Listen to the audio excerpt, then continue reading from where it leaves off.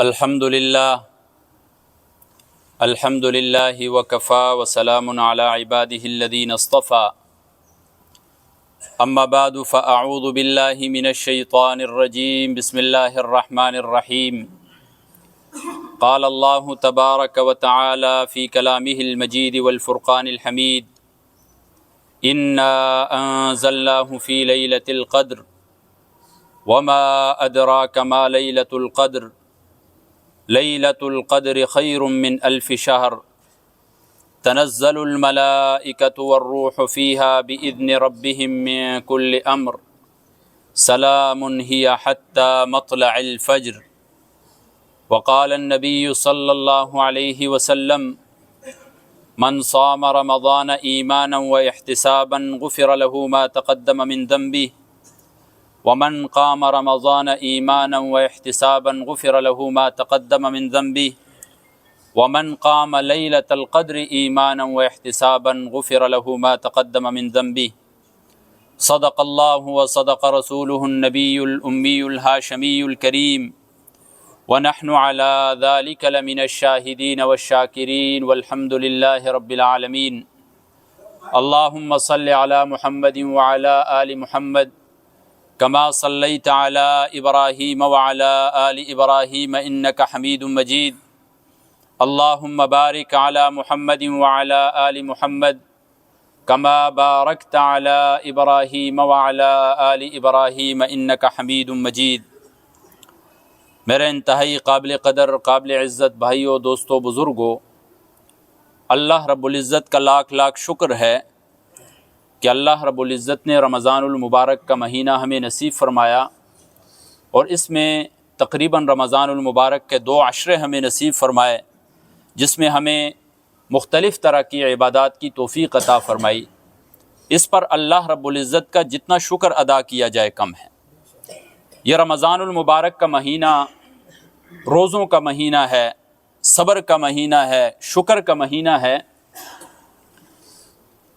رسول اللہ صلی اللہ علیہ وسلم ایک دفعہ صحابہ کے درمیان موجود تھے اور ان سے فرمایا کہ میری امت کی میکسیمم جو عمر ہیں وہ 60 سے 70 سال کے درمیان ہے، اور پھر ایک اور مقام پر فرمایا کہ بنی اسرائیل کا ایک عابد زاہد ایک عبادت گزار بندہ تھا جو 84 سال تک مسلسل دن اور رات عبادات کیا کرتا تھا، رات کو تہجد پڑھا کرتا تھا، قیام اللیل کیا کرتا تھا، اور دن کے وقت جہاد کیا کرتا تھا۔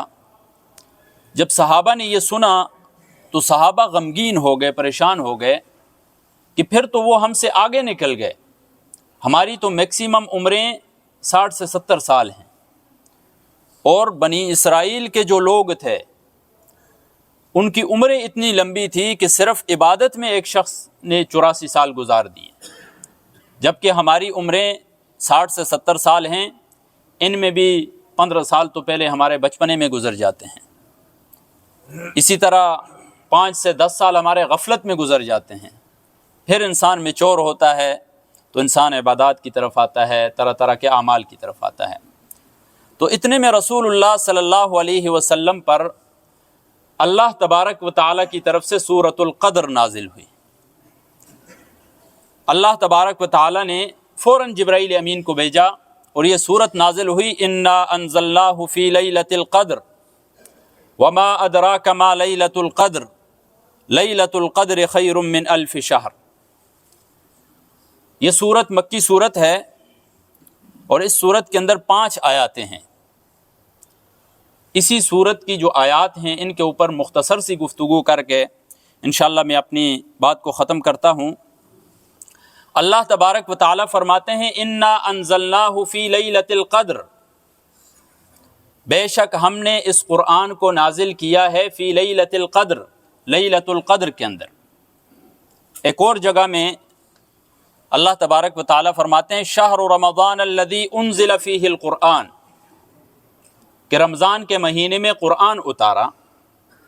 تو اللہ تبارک و تعالیٰ نے یہ پورا قرآن لوح محفوظ سے آسمانی دنیا میں ایک مقام ہے، اس کا نام ہے بیت العزت، لوح محفوظ سے بیت العزت تک اللہ تبارک و تعالی نے لیلۃ القدر کے اندر یہ پورا قرآن اتارا. پھر وہاں سے بوقت ضرورت بقدر ضرورت رسول اللہ صلی اللہ علیہ وسلم کے اوپر 23 سال کے عرصے میں تھوڑا تھوڑا کر کے یہ قرآن نازل ہوا. تو یہی اللہ تبارک و تعالیٰ فرما رہے ہیں انا انزلناہ فی لیلۃ القدر، بے شک ہم نے اس قرآن کو نازل کیا ہے لیلۃ القدر. نقطے کی بات یہاں پر دیکھیں، اللہ تبارک و تعالیٰ فرماتے ہیں ہم نے اس قرآن کو نازل کیا ہے لیلۃ القدر میں. تو لیلۃ القدر یہ ظرف ہے اور قرآن مظروف ہے. جس طرح برتن کے اندر ہم پانی ڈالتے ہیں یا دودھ ڈالتے ہیں تو برتن کو ظرف کہا جاتا ہے، اس کے اندر جو چیز ہوتی ہے اسے مظروف کہا جاتا ہے. مظروف جتنا اعلیٰ ہوتا ہے ظرف بھی اتنا ہی قیمتی بن جاتا ہے. تو اللہ تبارک و تعالی نے لیلۃ القدر کے اندر قرآن کو نازل کیا. قرآن اعلیٰ کتاب تھی، شان والی کتاب تھی، اس کی وجہ سے اللہ تبارک و تعالی نے لیلۃ القدر کو بھی شان والا بنا دیا. تو ذرا انسان غور و فکر کرے کہ ایک رات جو عام راتوں کی طرح ہی ہوتی ہے، اگر قرآن اس میں نازل ہوا وہ 1000 راتوں سے افضل ہو گئی، 1000 مہینوں سے افضل ہو گئی، تو جس سینے میں قرآن ہوگا وہ کتنا افضل ہوگا. جس زبان سے اس قرآن کی تلاوت ہوگی وہ کتنی مبارک زبان ہوگی. وہ ہاتھ کتنے مبارک ہوں گے جو مسلسل اس قرآن کو چھوتے ہوں گے.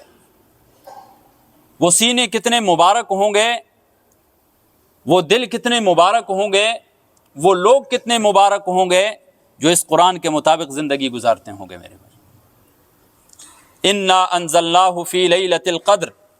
لیلۃ القدر کو لیلۃ القدر کیوں کہا جاتا ہے؟ امام فخر الدین رازی رحمہ اللہ اس کی ایک وجہ لکھتے ہیں، فرماتے ہیں قدر تقدیر سے ہے. اس رات میں انسان کی تقدیر کا فیصلہ ہوتا ہے، اس وجہ سے اس کو لیلۃ القدر کہا جاتا ہے. مفسرین طرح طرح کی توجیہات لکھتے ہیں. ایک معنی اس کا تنگی کا بھی کیا ہے، وَأَمَّا إِذَا مَبْتَلَاهُ فَقَدَرَ عَلَيْهِ رِزْقَهُ. اللہ تبارک و تعالی جب انسان کی آزمائش کرتا ہے، کبھی کشادہ رزق عطا کرتا ہے اور کبھی اس کے اوپر رزق کی تنگی کر دیتا ہے. فَقَدَرَ عَلَيْهِ رِزْقَهُ. تو قدر کا معنی ایک تنگی کا بھی ہوتا ہے. تو لیلۃ القدر کو لیلۃ القدر اس وجہ سے بھی کہا جاتا ہے کہ اس رات میں اتنے فرشتے نازل ہوتے ہیں کہ زمین تنگ پڑ جاتی ہے. اسی طرح اس کا ایک معنی قدر، جیسے ہم اپنی زبان میں کہتے ہیں ایک دوسرے کو کہ فلاں کی قدر کرنی چاہیے، فلاں کا احترام کرنا چاہیے. تو قدر کا مطلب یہ ہے کہ عظمتوں والی رات، برکتوں والی رات، احترام والی رات. تو لیلۃ القدر کو لیلۃ القدر کی کیوں کہتے ہیں؟ مفسرین اس کی مختلف توجیحات بیان کرتے ہیں. وما ادراک ما لیلۃ القدر. اے نبی آپ کو کیا معلوم کہ لیلۃ القدر کیا ہے؟ لیلۃ القدر خیر من 1000 شہر. لیلۃ القدر بہتر ہے من 1000 شہر، 1000 مہینوں سے. اس طرف بنی اسرائیل کے جو عبادت گزار تھا اس نے 84 سال عبادت کی تھی. اللہ تبارک و تعالی نے قرآن نازل کیا، صحابہ کو تسلی دی اور کہا کہ میں آپ کو ایک ایسی رات عطا کرتا ہوں جو 1000 مہینوں سے بھی افضل ہے. اور اگر آپ حساب لگاتے ہیں 1000 مہینوں کا تو وہ 84 سال بنتے ہیں. ایک نقطے کی بات یہاں پر لکھتے ہیں مفسرین کہ قرآن مجید نے یہاں پر یہ نہیں کہا ہے کہ لیلۃ القدر 1000 راتوں سے بہتر ہے، بلکہ 1000 مہینوں کا کہا ہے، اور مہینے میں دن اور رات دونوں آتے ہیں. مطلب یہ ہوا کہ ایک طرف 1000 مہینوں کے دنوں اور راتوں کی عبادت لگا دیں، دوسری طرف صرف لیلۃ القدر کی عبادت لگا دیں. لیلۃ القدر پھر بھی اس سے بہتر ہے اور افضل ہے. تنزل الملائکۃ والروح فیہا. فرشتے اترتے ہیں اس رات میں، والروح اور جبرائیل امین اترتے ہیں. امام فخر الدین رازی رحمہ اللہ اس آیت کی تفسیر میں لکھتے ہیں کہ اللہ تبارک و تعالیٰ نے آسمانوں میں فرشتوں کی طرح طرح کی ڈیوٹیاں لگائی ہوئی ہیں۔ بیت المعمور کے اندر فرشتے جو ہیں، کسی کی ڈیوٹی لگائی ہے، وہ قیام کے اندر کھڑا ہے اور قیامت تک کھڑا رہے گا، قیام کے اندر رب کی عبادت کر رہا ہے۔ کسی کو رکوع میں لگایا ہوا ہے اور وہ رکوع کی حالت میں اللہ تبارک و تعالیٰ کی عبادت میں مصروف ہے اور تا قیام قیامت مصروف رہے گا۔ کوئی سجدے کی حالت میں ہے۔ لیکن جب لیلۃ القدر آتی ہے تو اللہ تبارک و تعالیٰ سارے فرشتوں کو حکم کرتے ہیں۔ ایک روایت میں آتا ہے کہ جبرائیل امین آتے ہیں فی کبکبۃ من الملائکہ، ملائکہ کے ایک جھنڈ کے ساتھ، ملائکہ کی ایک جماعت کے ساتھ، درمیان میں جبرائیل امین ہوتے ہیں اور سائیڈوں پر فرشتوں کی جماعت ہوتی ہے، اور اترتے ہیں بیت اللہ کے اوپر۔ جبرائیل امین اپنا جھنڈا گاڑتے ہیں، اپنے پر پھیلاتے ہیں مشرق سے مغرب تک، اور پھر فرشتوں سے حکم کرتے ہیں کہ پھیل جاؤ۔ چنانچہ فرشتے پھیل جاتے ہیں اور ہر عبادت گزار کو سلام کرتے ہیں۔ کوئی شخص لگا ہوا ہے دعائیں مانگ رہا ہے اللہ کے سامنے، کوئی شخص نمازیں پڑھ رہا ہے، کوئی شخص رب کے سامنے رو رہا ہے، کوئی اپنا دکھڑا بیان کر رہا ہے رب کے سامنے، کوئی اپنی حاجات مانگ رہا ہے رب تعالیٰ کے سامنے، کوئی ذکر و اذکار میں مصروف ہے۔ فرشتے آ کر انہیں سلام کرتے ہیں، سلام قولا من رب الرحیم۔ اور یہ پوری رات چلتا رہتا ہے یہ سلسلہ کہ فرشتے جو ہیں اس رات میں عبادت کرنے والوں کو سلام کرتے رہتے ہیں، ان سے مصافحہ کرتے رہتے ہیں۔ ذرا اندازہ لگائیں کہ اتنی مبارک رات ہو کہ جس میں زمین پر بھی ایک جشن ہو، انسانوں کا جشن ہو، فرشتوں کا جشن ہو، اور ہم سوئے ہوئے ہوں، ہم غفلت کی نیند سوئے ہوئے ہوں، ہم اپنے گناہوں کے اندر مبتلا ہوں، تو اس سے بڑی بدقسمتی ہماری نہیں ہو سکتی ہے میرے بھائی، کہ اللہ تبارک و تعالیٰ نے ہمیں ایک ایسا موقع عطا کیا، کبھی رمضان کی صورت میں، کبھی قرآن کی صورت میں، کبھی روزوں کی صورت میں، کبھی لیلۃ القدر کی صورت میں۔ اللہ تبارک و تعالیٰ ہمیں موقع عطا کرتا ہے، وہی عبادت ہم عام دنوں میں کرتے ہیں، اس پہ تھوڑا ثواب ہوتا ہے، وہی عبادت جب ہم آ کر رمضان میں کرتے ہیں، وہی عبادت جب ہم آ کر لیلۃ القدر میں کرتے ہیں، اللہ تبارک و تعالیٰ 1000 مہینوں کا ثواب عطا کرتے ہیں اس پر۔ اور اگر ہم پھر بھی اس موقع کو ضائع کر دیں، ہم پھر بھی غفلت کی نیند سو جائیں، تو ہم سے کوئی بڑا بدقسمت نہیں ہو سکتا ہے میرے بھائی۔ تنزل الملائکۃ والروح فیہا باذن ربہم من کل امر، سلام، سلامتی ہی سلامتی ہوتی ہے اس رات میں۔ ہی حتی مطلع الفجر، یہ رات فجر کے طلوع ہونے تک رہتی ہے۔ بعض لوگ خیال یہ کرتے ہیں کہ یہ رات نمودار ہوتی ہے پھر ختم ہو جاتی ہے، اور پھر لوگ طرح طرح کی علامات بھی بیان کرتے ہیں۔ کوئی کہتا ہے پانی رکھ دیا، میٹھا پانی کھارا ہو جائے، یا کھارا پانی میٹھا ہو جائے تو لیلۃ القدر ہوگی وہ رات۔ بعض کہتے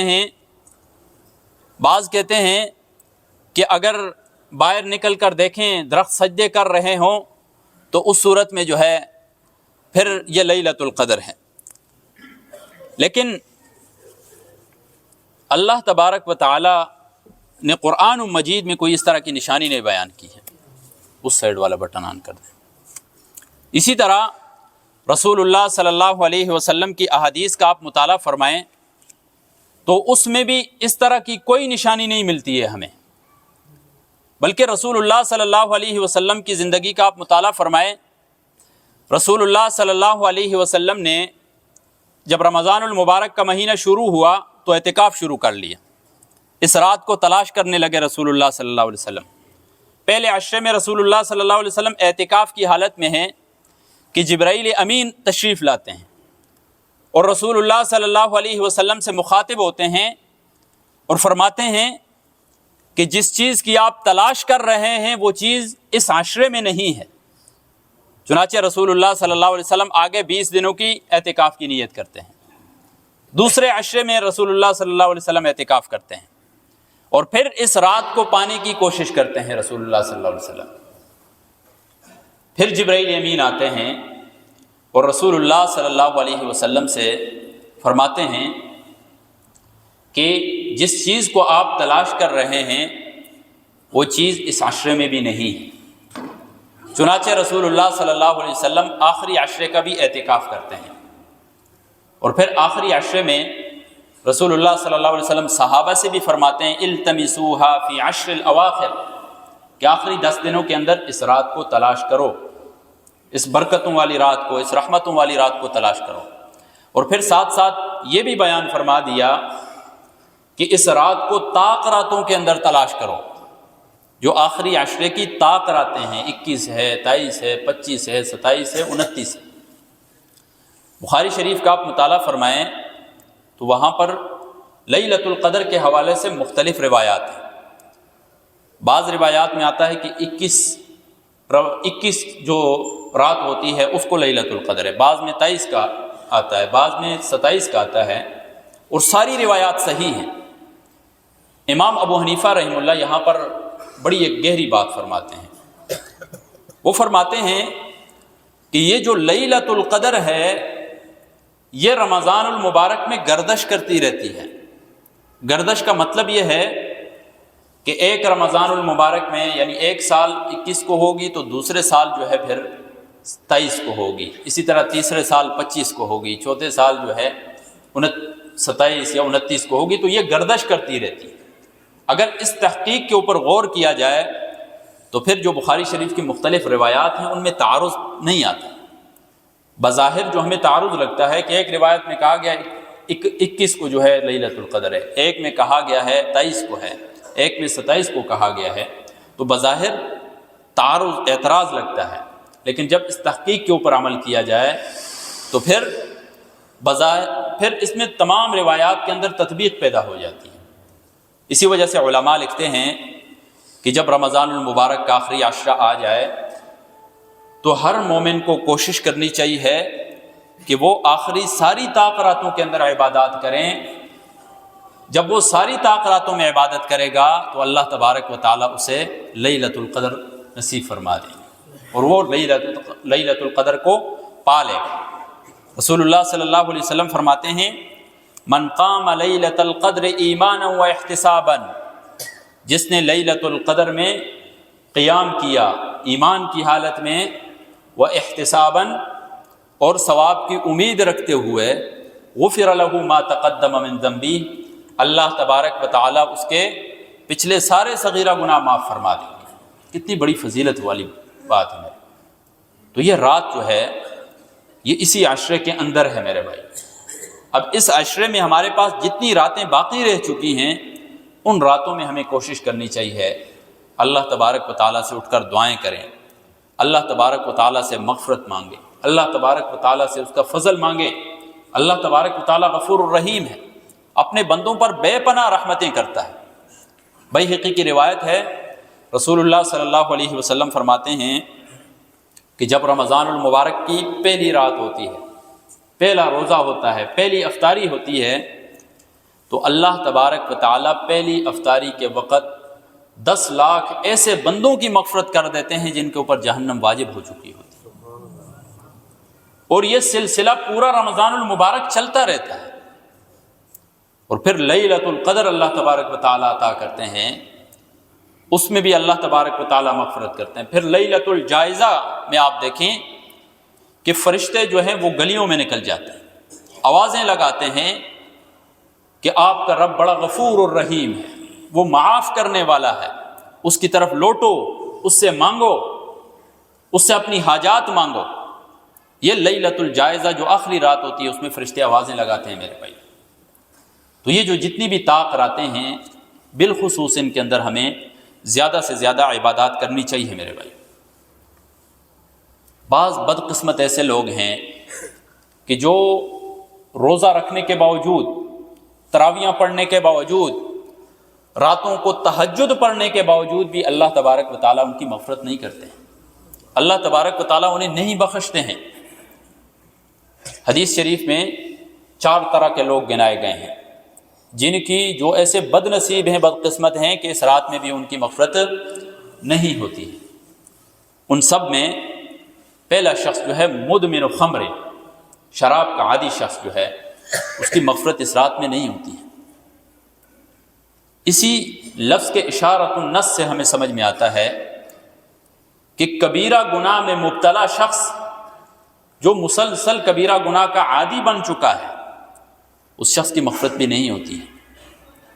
شراب بھی کبیرہ گناہ میں سے آتی ہے، اور بعض ایسے بد نصیب ہوتے ہیں کہ جو پورا سال تو ان گناہوں کے اندر لگے رہتے ہیں، شراب کباب کے اندر لگے رہتے ہیں، رمضان المبارک کے مہینے کا بھی احترام نہیں جانتے ہیں میرے بھائی۔ اللہ تبارک و تعالیٰ نے ان کے دلوں کے اوپر ایسی مہر لگا دی ہے کہ وہ ان راتوں کو بھی نہیں بخشتے ہیں، ان راتوں میں بھی بدستور گناہ کے اندر لگے رہتے ہیں، جہاں رحمتوں کا سما ہوتا ہے، اللہ تبارک و تعالیٰ کی بے پناہ فضل، بے پناہ رحمتیں انسانوں پر نازل ہو رہی ہوتی ہیں، وہاں پر ان لوگوں پر لعنتیں برس رہی ہوتی ہیں۔ اس کے ساتھ ساتھ وعاق لوالدی، وہ شخص جو اپنے والدین کا نافرمان ہے، اس کی مغفرت بھی اس رات میں نہیں ہوتی ہے میرے بھائی۔ جتنی عبادات کر لے، جتنے روزے رکھ لے، جتنی نمازیں پڑھ لے، جتنا رب کے سامنے رو جائے، والدین کو جب تک نہیں منایا ہے اس وقت تک جو ہے ان کی مغفرت نہیں ہوتی ہے۔ اور میں ان لوگوں سے کہنا چاہوں گا جو لوگ اپنے والدین کی خدمت کرتے ہیں میرے، اپنے آپ کو ہلکا نہ لیں کبھی بھی۔ والدین جب بڑھاپے میں ہو جاتے ہیں تو ان کو سنبھالنا مشکل ہوتا ہے، ان کی باتیں بھی سننی پڑتی ہیں، وہ بولنا چاہتے ہیں، ان کی باتیں دیر تک سننی پڑتی ہیں۔ اللہ کی قسم، آپ کا ایک ایک سیکنڈ کا صبر جو ہے وہ حج و عمرے سے زیادہ ثواب رکھتا ہے۔ والدین کی خدمت میں کبھی بھی اپنے آپ کو کمتر نہیں سمجھنا۔ اللہ تبارک و تعالیٰ بہت نوازتے ہیں انسان کو، دنیا میں تو انسان کو اس کا فائدہ نظر نہیں آ رہا ہوتا ہے۔ بسا اوقات انسان جو ٹائم دوستوں کو دینا ہوتا ہے وہ بھی والدین کو دے رہا ہوتا ہے، جو ٹائم کاروبار کو دینا ہوتا ہے وہ بھی اپنی ماں کو دے رہا ہوتا ہے۔ بظاہر دنیا میں تو خسارہ ہو جاتا ہے انسان کو، لیکن آخرت میں اللہ تبارک و تعالیٰ بہت نوازیں گے میرے بھائی۔ یہ جو ہمیں کنسیپٹ دیا ہوا ہے نا، فادر ڈے، مدر ڈے، ایک دن منایا اور پتلی گلی سے نکل گئے، اسلام اس کا درس نہیں دیتا ہے۔ اسلام اپنے محسنین کو یاد رکھنے کا درس دیتا ہے۔ یہ والدین ہمارے محسن ہیں میرے بھائی۔ قرآن مجید والدہ کے حوالے سے کیا کہتا ہے؟ حملتہ امہ کرہا ووضعتہ کرہا وحملہ وفصالہ 30 شہرا۔ اس ماں نے تکلیف کے ساتھ اٹھایا، 9 ماہ اپنے پیٹ میں تکلیف کے ساتھ اٹھاتی ہے، پھر تکلیف کے ساتھ جنتی ہے، پھر 2 سال تک، 2.5 سال تک وہ اپنے سینے کے ساتھ لگا کر رکھتی ہے۔ ایک بچہ معاشرے کو کیا فائدہ دے سکتا ہے؟ وہ ماں چاہے تو اسے کوڑا کرکٹ میں پھینک دے، ایدی سینٹر میں جمع کرا دے، لیکن وہ ماں ایسا نہیں کرتی ہے۔ وہ ماں اتنی تکلیفوں کے بعد بھی اسے 2 سے 2.5 سال پھر بھی اپنے سینے سے لگا کر رکھتی ہے۔ وہ کھلاتی ہے، پلاتی ہے، اس کا خیال رکھتی ہے۔ وہ بڑا ہوتا ہے، اس کی ایک چھوٹی ضروریات کا خیال رکھتی ہے وہ ماں۔ ذرا آپ دیکھیں، کسی کو اپنے پاس نوکر رکھ کر دیکھ لیں، اسے تنخواہ دے کر رکھ لیں، وہ آپ کے کام تو کرے گا لیکن آخر تنگ آ جائے گا آپ سے، آخر ہاتھ اٹھا دے گا۔ وہ کھانا تو وہ بھی آپ کو دے دے گا، لیکن اس کے اندر وہ درد نہیں ہوتا ہے۔ کھانا آپ کے سامنے پیش کر لیا، آپ کھا رہے ہیں یا نہیں کھا رہے ہیں اس کو اس کی کوئی پرواہ نہیں ہے، لیکن ماں تکلیفوں کے اندر کھانا بناتی ہے، پھر جب بچہ کھاتا نہیں ہے پھر بھی اسے تکلیف ہوتی ہے ماں کو۔ اور جب کبھی بچہ جوان ہو کر نوکری کی طرف نکلتا ہے، باہر نکلتا ہے، ماں جب بھی کال کرتی ہے تو اپنا دکھ نہیں سناتی ہے، اس سے پوچھ رہی ہوتی ہے کہ بیٹے تیرا کیا ہے، تو نے کھانا کھایا یا نہیں کھایا۔ لیکن انسان اتنی تمام تر تکلیفوں کے باوجود جب بڑا ہوتا ہے تو ان اپنے بوڑھے والدین کو بھول جاتا ہے، ان کا حال تک پوچھنا گوارا نہیں کرتا ہے۔ پھر تو اللہ تبارک و تعالی غفور الرحیم، وہ عادل بادشاہ ہے کہ وہ ماں جس نے بچپن میں آپ کے ساتھ یہ تمام تر تکلیفیں برداشت کی تھی، اب بڑھاپے میں جب اس کو آپ کی ضرورت ہوئی ہے تو آپ اسے منہ موڑ رہے ہو، آپ نے رخ ہی بدل لیا ہے اس سے، آپ نے تیوری چڑھا لی ہے چہرے کے اوپر، تو اللہ تبارک و تعالیٰ پھر ایسے شخص کو نہیں بخشتے ہیں میرے بھائی۔ جتنی نمازیں پڑھ لے، جو کچھ کر لے، وہ اللہ تبارک و تعالیٰ پھر نہیں بخشتے۔ تو آج سے میرے بھائیو ارادہ کریں کہ جس کسی سے اس کے والدین ناراض ہیں انہیں منائیں۔ اگر والدین کی نافرمانی کی ہے، والدین کا دل دکھایا ہے، بے شک آپ حق پر ہوں، والدین حق پر نہ بھی ہوں پھر بھی ان کو مناؤ، اور جتنی زندگی باقی ہے اس میں والدین کی خدمت کرو۔ آپ کا ایک ایک صبر جو ہے اللہ تبارک و تعالیٰ کے ہاں بڑا مقام رکھتا ہے۔ اس کے ساتھ ساتھ تیسرا وہ شخص جو قطع رحمی کرتا ہے، رشتہ داریاں توڑتا ہے، تعلقات ختم کر دیتا ہے بلا وجہ، اللہ تبارک و تعالیٰ اس شخص کو بھی نہیں بخشتے۔ اور مشاحن جو دوسروں کے لیے دل میں کینہ رکھتا ہے، برائی رکھتا ہے دوسروں کے لیے، اللہ تبارک و تعالیٰ ایسے شخص کو بھی نہیں بخشتے۔ تو میرے بھائیو، دوستو، بزرگوں، رمضان المبارک کے چند گنے چنے دن رہ چکے ہیں، چند گنی چنی راتیں رہ چکی ہیں۔ کیا پتہ ہمیں یہ دوبارہ نصیب ہوتا ہے نہیں ہوتا ہے، کیا پتہ یہ بہاریں ہمیں نصیب ہوتی ہیں یا نہیں ہوتی ہیں۔ جتنے دن باقی ہیں ان میں اللہ تبارک و تعالیٰ کو مناؤ۔ آپ کے بسا اوقات انسان کے دل میں ایسی ایسی حاجتیں ہوتی ہیں، انسان اتنا ٹوٹا ہوا ہوتا ہے کہ کسی اپنے کو بھی نہیں بتا سکتا ہے۔ ایک دفعہ اللہ تبارک و تعالیٰ کو بتا کر دیکھیں، اللہ تبارک و تعالیٰ کے سامنے رو کر دیکھیں، اللہ تبارک و تعالیٰ کو اپنا دکھڑا سنا کر تو دیکھیں اللہ تبارک و تعالیٰ کیسے آپ کو نوازتا ہے، اللہ تبارک و تعالیٰ کیسے آپ کی مدد کرتا ہے۔ پچھلے رمضان کی بات ہے، ایک شخص میں نے دیکھا یہاں پر آیا مسجد میں، اتنے موٹے موٹے آنسو اور رو رہا ہے، اور زار و قطار رو رہا ہے، اور چھپنے کی کوشش کر رہا ہے کہ کوئی مجھے دیکھے نہ۔ تو میں نے اس سے پوچھا کہ کیا مسئلہ ہے؟ کہنے لگا کہ قرضہ بہت زیادہ چڑھ گیا ہے اور برداشت نہیں ہو رہا ہے مجھ سے۔ دیکھیں، اس نے اللہ کے سامنے کوئی ہاتھ بھی نہیں اٹھایا، صرف اس کے آنسو نکل رہے تھے۔ اس رمضان میں میں نے اس سے پوچھا تو کہتے ہیں الحمدللہ میرا سارا قرضہ ختم ہو گیا۔ اللہ تبارک و تعالیٰ دینوں کی سنتا ہے میرے بھائی۔ انسان کا ایک ایک آنسو قیمتی ہے، اسے قیمتی بنائیں، اپنی مغفرت کرائیں اللہ تبارک و تعالیٰ سے۔ کون کون کوشش کرتا ہے؟ اللہ تبارک و تعالیٰ عمل کی توفیق عطا فرمائے۔